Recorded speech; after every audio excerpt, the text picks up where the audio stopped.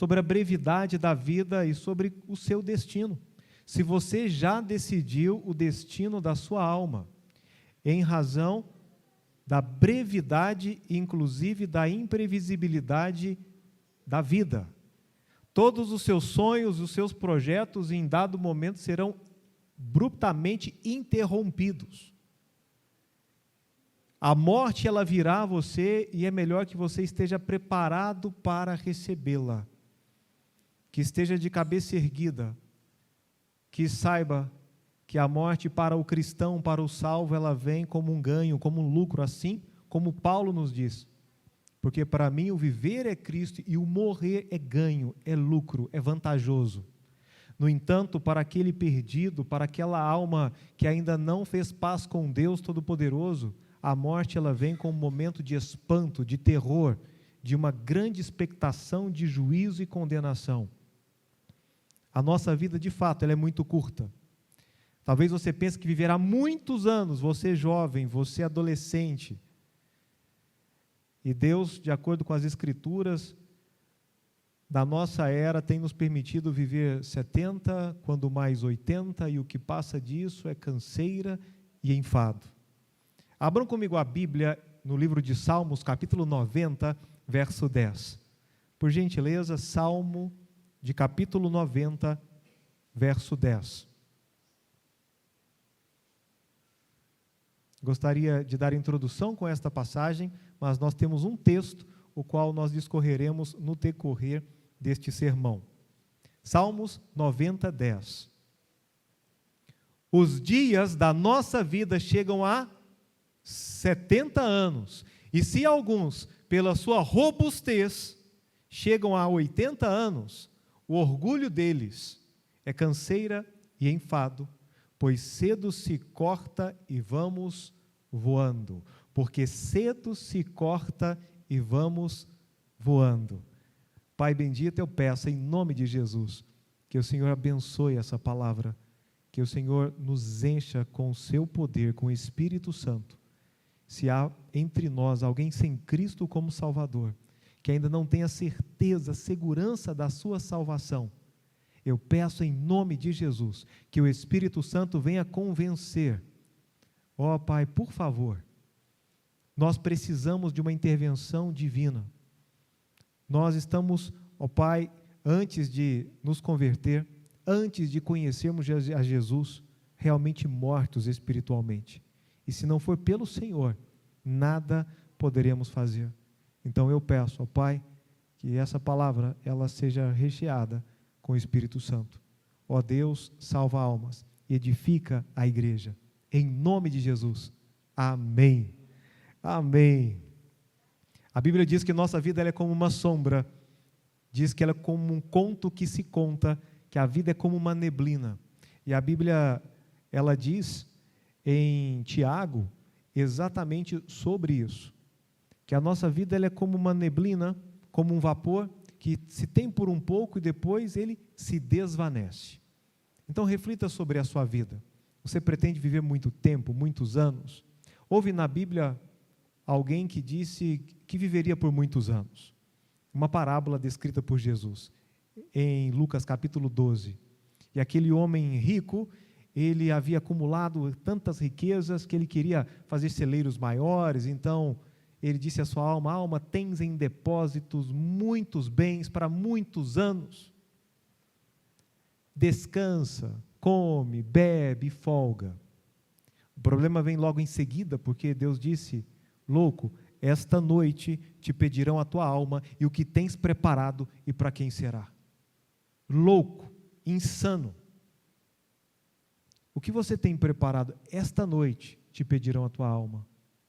Você estaria preparado, preparada, se nesta noite a sua alma fosse chamada, se a morte viesse até você? Está pronto? Ah, pastor, eu sou novo, não quero nem pensar sobre isso, não quero falar sobre morte, mas eu acho melhor falar agora, enquanto há tempo, porque nós meditaremos em um caso onde já não havia mais tempo, o tempo havia passado, e para você e para mim que estamos aqui vivos, sãos, ainda há tempo. E devemos decidir, nós, entre vida e morte, entre bênção e maldição. A maioria de nós não viverá mais 50 anos. Em 100 anos, ninguém estará aqui.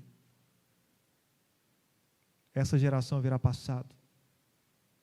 Pastor, mas eu acho que eu não deveria ter vindo hoje. Eu não gostaria de ouvir isso.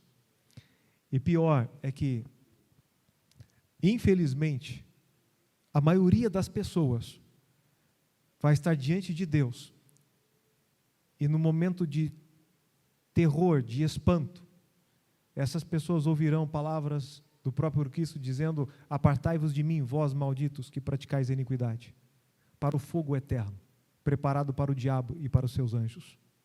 A maioria.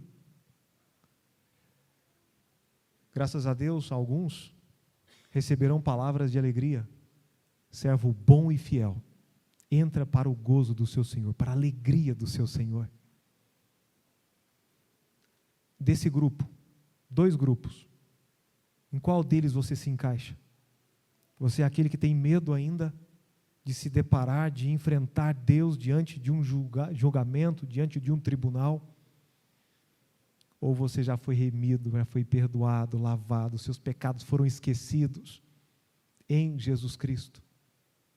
É sobre isso que falaremos na noite de hoje, porque a vida é curta e a morte, ela é um fato, uma realidade. Ela é imprevisível porque não sabemos exatamente quando ela vem.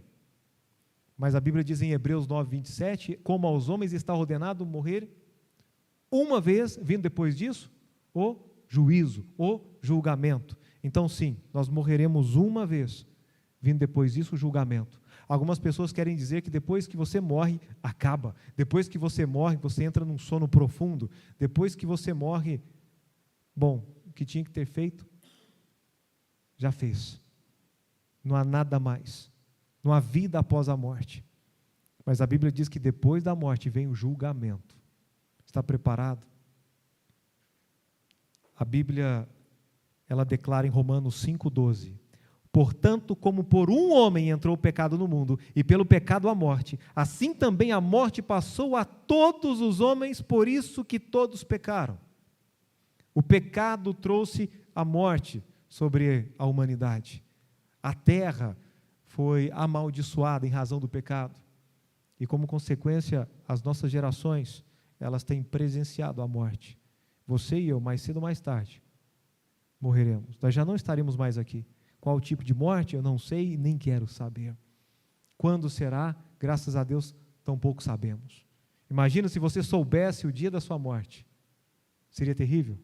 Terrível. Mas uma coisa é fato, você pode hoje se preparar para esse dia. Espero que não esteja se firmando na igreja, no seu batismo, na sua membresia, nas suas ofertas, pensando em encontrar um lugar melhor no céu, porque nada disso poderá salvá-lo, nem essa igreja, nem as suas obras, nem o seu batismo.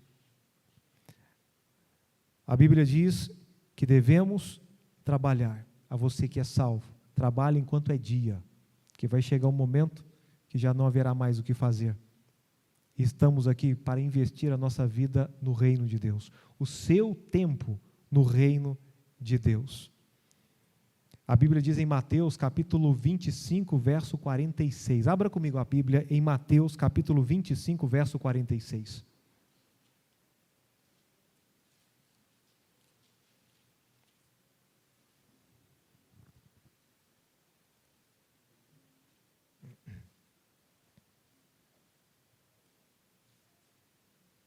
A Bíblia diz: e irão estes para o tormento eterno, mas os justos para a vida eterna. 2 grupos. Alguns para um tormento eterno e outros para a vida eterna. Pastor, até aqui eu entendi. Eu pergunto, você está seguro de que você pertence àquele grupo menor que entra na porta estreita, no caminho apertado que conduz à vida? Eu não pergunto se você faz parte de uma denominação religiosa, se você é evangélico, se você é filho de cristão, se você é neto de cristão. Eu não perguntei se você tem uma Bíblia ou se você tem uma posição na igreja que você frequenta ou nesta igreja. A pergunta é se você é salvo, se você confia a sua salvação naquele único que pode salvá-lo.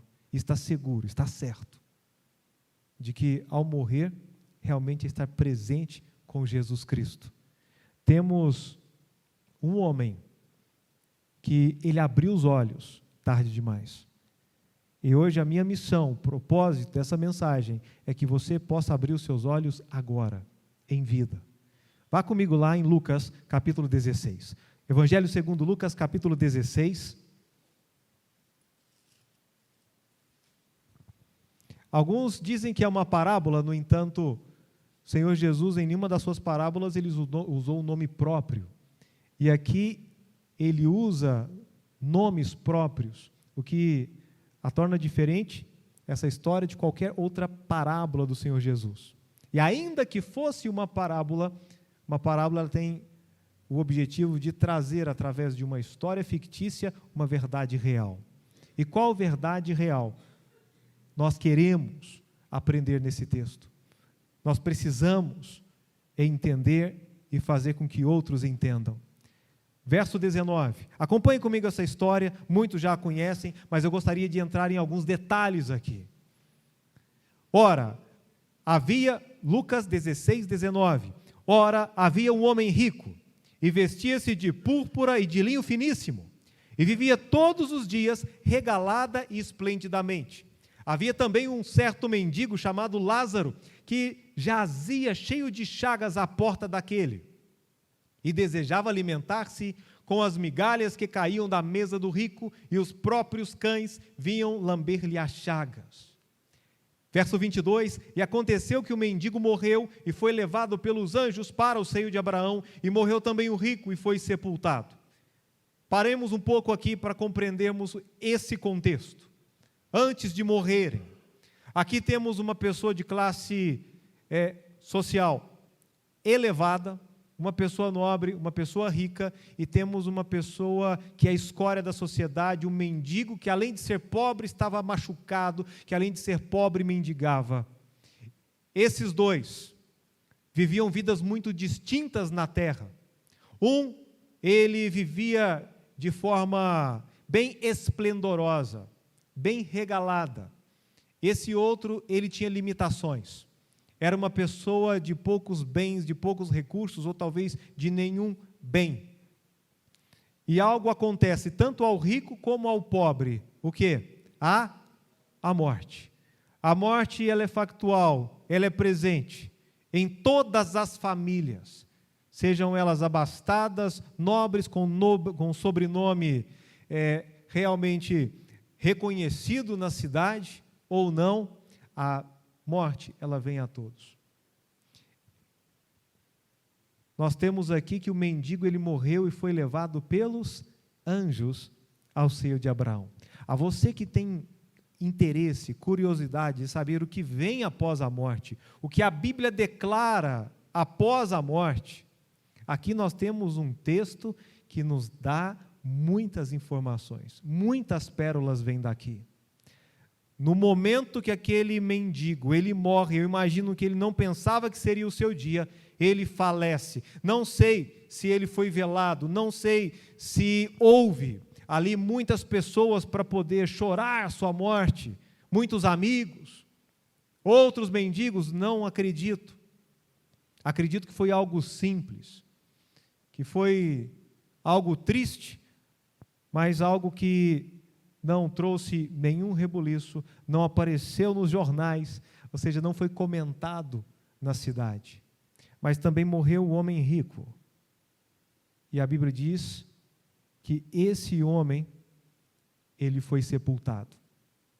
Com certeza, se era rico, se era renomado, a cidade inteira ficou sabendo. Imaginemos aqui na cidade, na nossa Formiga, morrem duas pessoas. O homem mais rico da cidade e o mais pobre da cidade.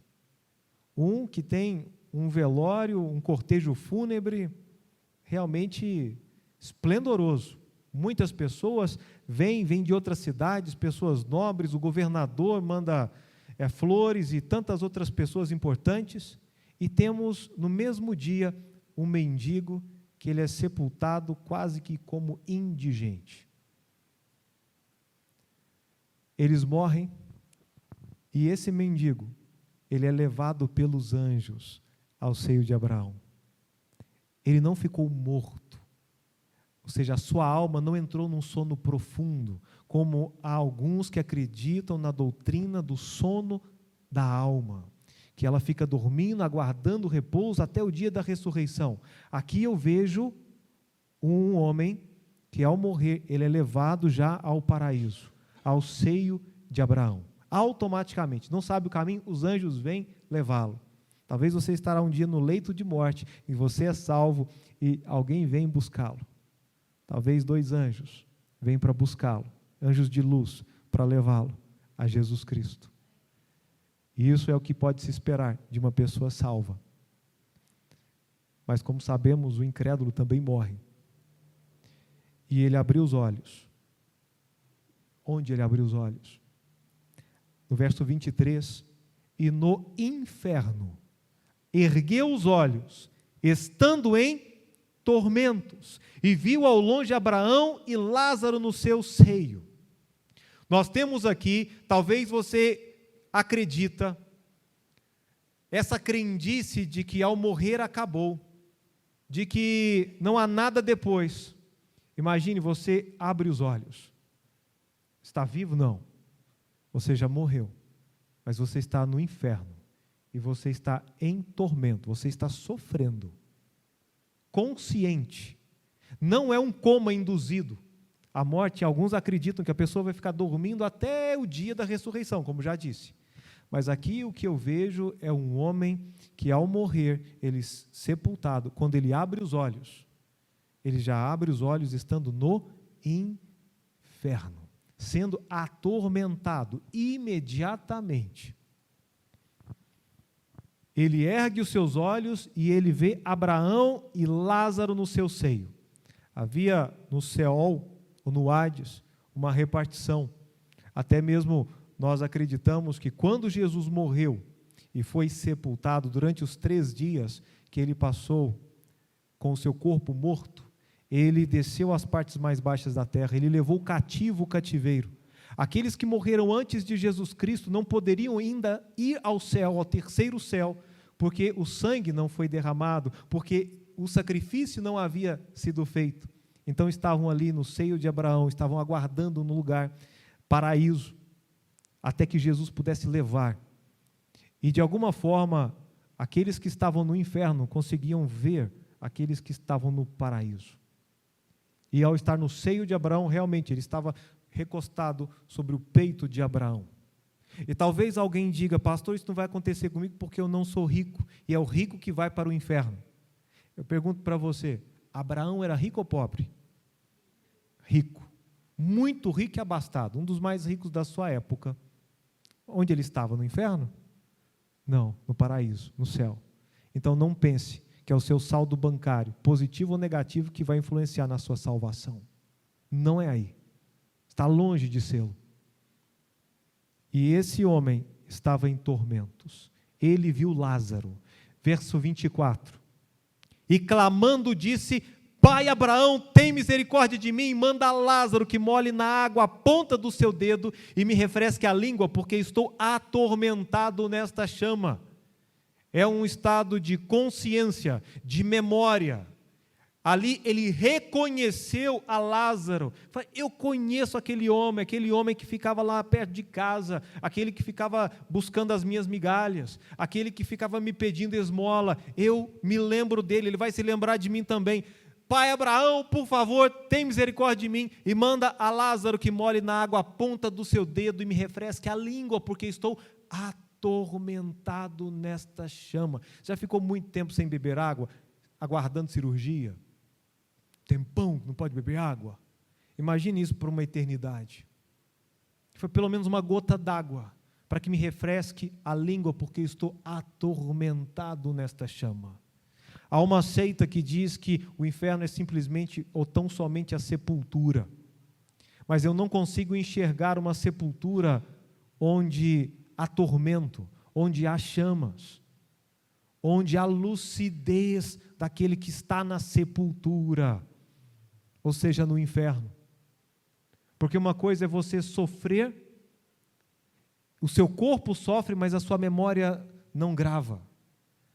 E outra coisa é você sofrer e sua memória gravar todo o seu sofrimento, porque aquilo se torna um trauma, e você revive esse trauma várias e várias vezes. A morte, ela está se aproximando de cada um de nós, de todos nós. E é importante que você decida onde passará a sua eternidade. É possível viver sem Jesus? Sim, é possível. A maioria das pessoas vivem sem Jesus. A maioria dos incrédulos, dos religiosos, dos fornicários, dos pecadores, vivem sem Jesus. E aí, falamos sobre Jesus e nem querem Jesus. Uma coisa é viver sem Jesus, outra coisa é morrer sem Ele. Outra coisa é morrer sem se apropriar da salvação que é dada somente através de Jesus Cristo. Verso 25.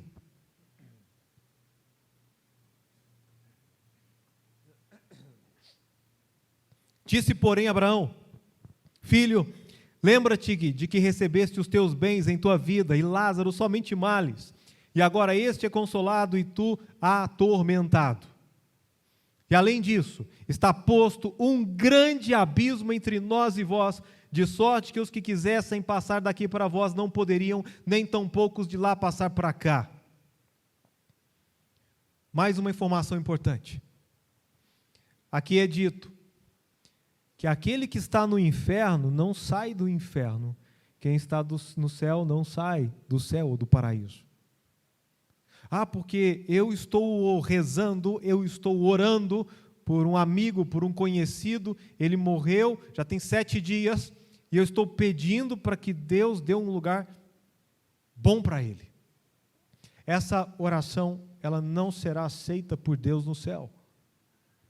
Porque depois que a pessoa morre, ela já automaticamente decidiu-se onde ela passará a eternidade. Se com Deus, na presença dEle, ou por uma eternidade, num lugar onde nenhuma manifestação divina estará presente. Porque Deus é luz, então o inferno é um lugar de trevas. Deus, Ele consola, Ele é o consolador. Lá no inferno é um lugar de tormento. O inferno é um lugar totalmente oposto a quem Deus é. Então, Deus não pode também obrigar uma pessoa a ir para o céu. Porque se hoje a pessoa rejeita a Cristo e não quer a Deus, Deus vai condenar essa pessoa a passar a eternidade com Ele no céu. Por isso existe o livre-arbítrio. É você quem escolhe, é você quem decide onde passará a eternidade. Isso é extremamente vital. É a maior decisão que você tomará em toda a sua vida. Dizem que a segunda maior é com quem você se casará. Porque o casamento é até a morte, mas onde você passar a eternidade, aí sim, é para sempre. E tem muita gente achando que vai para o céu quando não vai. Para isso eu peço que você abra comigo rapidamente em Mateus capítulo 7. Mateus capítulo 7, verso 21 e 22.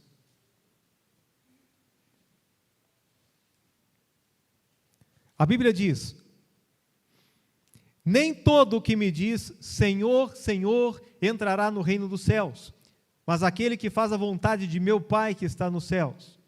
Veja o verso 22. Muitos me dirão naquele dia: Senhor, Senhor, não profetizamos nós em Teu nome, e em Teu nome não expulsamos demônios, e em Teu nome não fizemos muitas maravilhas? Jesus dizendo: então lhes direi abertamente: nunca vos conheci, apartai-vos de mim, vós que praticais a iniquidade. Já imaginaram como será terrível esse dia? Porque a pessoa ficou numa igreja a vida inteira, a pessoa foi religiosa, a pessoa ela contribuiu financeiramente, aquela pessoa ajudou na limpeza da igreja, ajudou em campanhas, participou de muitas coisas. E fala, eu vou morrer, vou direto para o céu. Está confiando ali nas suas obras.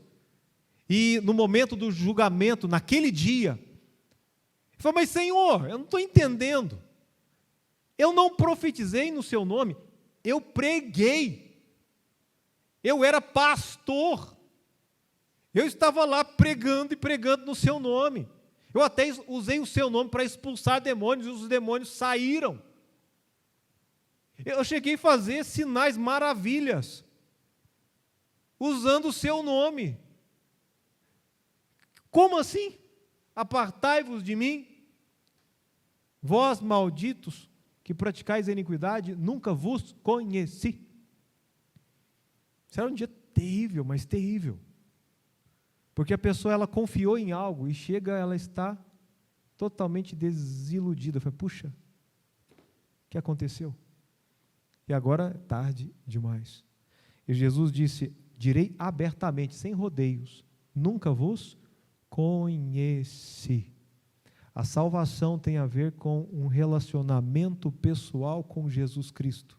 No momento em que você se arrepende genuinamente dos seus pecados, de boca e de coração, invoca o nome de Cristo, dizendo, Senhor, eu sei que eu sou um pecador, eu mereço a condenação pelos meus pecados, isto é, o inferno. E a Bíblia diz, tem várias passagens sobre o inferno, onde o fogo não se apaga, onde o bicho nunca morre, onde haverá pranto e ranger de dentes, diversas vezes, palavras pronunciadas pelo próprio Jesus Cristo. E bem sabemos que ele falou mais sobre o inferno do que falou sobre o céu. E tem gente que não acredita que o inferno seja um lugar real de tormento. Se o inferno não existe, Jesus veio como Salvador salvar-nos do quê? Não faz sentido sofrer, ser esbofeteado, afligido, açoitado, carregar aquela cruz, ser pregado. Se inferno não existe, se não há condenação, se morreu, acabou. Alguma coisa aconteceu, ou seja, nos ensinaram algo errado. Preste muita atenção, talvez essa pode ser a minha última pregação, e amanhã já não estarei mais. Talvez pode ser a última pregação que você ouve, porque amanhã você não estará mais. Não presumas do dia de amanhã, porque não sabe o que o dia trará, é o que nos diz Provérbios 27, 1. Não presumas, amanhã. Tem que ir lá em Tiago e dizer, olha, se estivermos vivos, se Deus quiser, e se estivermos vivos, faremos isso ou aquilo. Então, em nome do Senhor Jesus, pare de confiar em você mesmo, na igreja, ou naquilo que você fez. Porque a salvação, ela está 100% em Jesus. Romanos capítulo 3, verso 28 diz, ora, concluímos, pois, que somos justificados, nos tornamos inocentes diante de Deus, no dia do juízo, pela fé em Jesus, pela fé, sem as obras da lei. E tem gente que está juntando a fé mais um montão de obras, como se o sacrifício de Jesus Cristo fosse insuficiente. Por isso oramos, e se aceita Jesus como seu único e suficiente Salvador. Realmente haverá muitas surpresas. E você olhará e falar, o que você está fazendo aqui no céu? Você nunca foi à igreja. Você era aquele que frequentava o bar. Você era aquela mulher de uma reputação duvidosa. Em algum momento foram salvos pela fé, pela graça. Se houvesse oportunidade, mostrariam frutos de arrependimento. Sabe aquele malfeitor na cruz? Eu preciso acelerar aqui. Havia dois malfeitores, dois que mereciam a pena capital, mereciam a morte pelos seus feitos, mas hoje, no dia de hoje, um deles está no céu e o outro está no inferno. 2 bandidos. O que salvou? E não é o bandido bom e o bandido ruim. Bandido é bandido. Malfeitor é malfeitor. Um se converteu ainda em tempo. Naquele momento ele repreendeu o outro malfeitor que zombava, que criticava a Jesus Cristo. E falou: você não tem temor a Deus, estando nós na mesma condenação que Deus? Nós estamos aqui porque os nossos feitos fizeram por merecer. Estou parafraseando. Ou seja, nós estamos aqui porque merecemos. Mas este nenhum mal fez. Naquele momento ele defende a Jesus, naquele momento ele exalta a deidade de Jesus. Reconhece os seus pecados e que merece a condenação. Ele olha para Jesus e diz: Senhor, lembra-te de mim quando entrares no teu reino. E o que Jesus diz para ele? Ainda hoje estarás comigo no paraíso. Hoje. Não é morreu e, desculpa aí, mas não vai dar porque você não frequentou a igreja, não estava junto com os apóstolos, você não patrocinou minha campanha. Não. Hoje estarás comigo no paraíso. Imagina, foi assim na tábua da beirada. Foi por um triz. Mais um pouquinho. Se ele deixasse para amanhã, seria tarde demais. Porque naquela tarde, Jesus Cristo já havia morrido. E eles morreram logo depois. Meus amados, você está seguro? Estão seguros quanto às suas almas? A salvação. Voltemos para o nosso texto, precisamos terminar. Lucas, capítulo 16.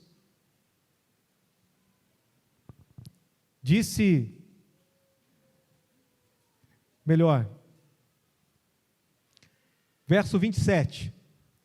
E disse ele: rogo-te, pois, ó Pai, que o mandes à casa de meu pai, pois tenho 5 irmãos, para que lhes dê testemunho, a fim de que não venham também para este lugar de tormento.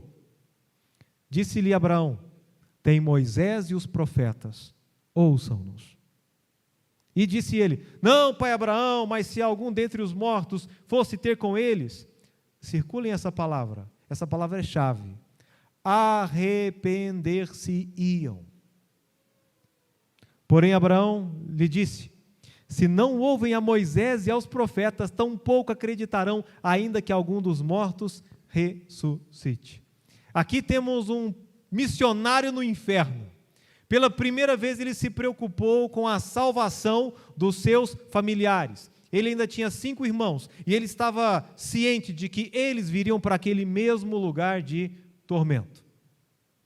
Então, se eu não posso sair do inferno, então manda Lázaro para dar uma escapadinha, vai lá na terra, ele sabe onde eles moram, para que lhes dê testemunho, para que eles não venham para esse lugar de tormento. Tem gente no inferno que tem mais fervor e está pedindo pela salvação de almas, muito mais do que nós aqui, que temos a possibilidade de abrir a boca e de anunciar e proclamar o evangelho da salvação. Mas para ele já era tarde demais. Um missionário no inferno. Uma coisa que aprendemos aqui é que as almas vai voltar e puxar seu pé. Eu vi a alma de fulano. Esqueça, se está no inferno vai ficar por lá, se está no paraíso vai ficar por lá. Eles não vão voltar. Disse-lhe Abraão: tem Moisés e os profetas, ouçam-nos. Eles tinham a Bíblia, assim como nós temos a Bíblia. A Bíblia ali pelos primeiros 5 livros de Moisés, todos os demais profetas, os próprios profetas vivos, eles têm os pregadores e têm a Bíblia. Sabe o que você precisa para ouvir o evangelho? Sabe o que uma pessoa precisa para não ir ao inferno? Ela precisa ouvir o plano de salvação. Está aqui na Bíblia. E você pode pregar. Se você não está ouvindo as mensagens, as pregações, e não está dando nenhum crédito às Escrituras, acreditando que esse livro é um livro obsoleto, um dia você vai se lembrar, inclusive, deste dia, do sermão desta noite. Olha, eu te avisei. Foram folhetos, foram pessoas falando, indo à sua casa, você foi à igreja, eu te levei à igreja várias vezes, você ouviu o plano de salvação reiteradas vezes, mas você ainda negou e pisou no sangue do Senhor Jesus. Você ainda não quis arrepender-se dos seus pecados, você ainda quis viver a velha natureza, você não se arrependeu. A mensagem de Jesus era: arrependei-vos e crede no Evangelho. A salvação, ela é precedida e acompanhada de arrependimento, crendo em Jesus Cristo. Meus amados, arrepender-se-iam. Ele não falou: vai lá, Lázaro, e fala com os meus irmãos para venderem os bens, para dissiparem os bens, doando-os aos pobres, e peçam para que eles possam fazer obras. Não. Eles precisam ouvir e eles precisam se arrepender. Arrependimento. Arrependimento. E no verso 31, olha, se eles não ouvem a Moisés e os profetas, se eles não estão nem aí com a Bíblia, com os pregadores, tampouco acreditarão, ainda que algum dos mortos ressuscite. Irmãos, preguemos o Evangelho. A nossa vida é muito curta. Só temos essa vida para vivê-la para Jesus, para mostrar de que lado nós estamos, para provar para Ele que mesmo diante das tentações, das dificuldades, nós nos posicionamos e vamos viver para Jesus.